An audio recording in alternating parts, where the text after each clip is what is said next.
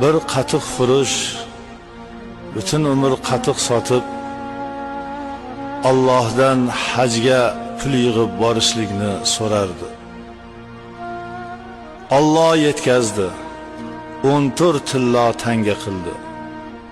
14 tillo tangani olib belga bog'lab safarga, haj muborak safariga yo'l oldi. Dengizga kelib hajga ketayotgan kemaga o'tirdi. Kemada maymun o'rgatgan lo'lilar ham bor edi.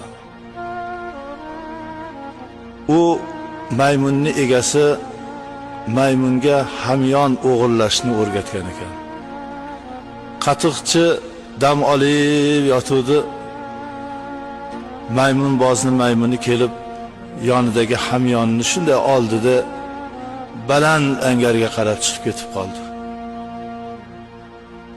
Qatiqchi bor yo'q boyligidan ayrilganini bilib maymunbozni tomog'iga xanjarini taqadi. Agar maymuning pulini bermasa, men seni hozir so'yib yuboraman. Seni maymuning sen o'rgatgansan dedi.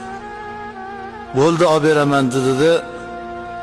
Tepada chiqib olgan maymunga qarab o'zini yonidan hamyonni olib, chunki maymunlar taqlidni yaxshi ko'radi. Biron nima ish qilsa shuni qiladi. Egasi maymunga ko'rsatib turib hamyonni og'zini ochdi. Maymun ham qarab hamyonni og'zini ochdi. Ichidan maymunboz tangani chiqazdida yerga tashadi. Yana bir tangani oldida yana yerga tashab maymuni shunday qilsin deb qarab turdi. Maymun bir tanganimda oldi. Kemaga qarab tashadi. Ha, Xudoga shukr deb bittasini oldi. Ikkinchisini bunday chiqazdida dengizga qarab otdi. Bitta tangani kemaga tashardi, bitta tangani dengizga tashardi. 7 ta tanga dengizga tushib ketdi, 7 ta tanga qatiqchini qo'liga keldi. Ya Rabbim, tavba qildim, Alloh tavba qildim. Teng yarimiga suv qo'shib sotardim qatiqni. Suvniki ketdi suvga, qoldi qatiqni puli yonga degan ekan.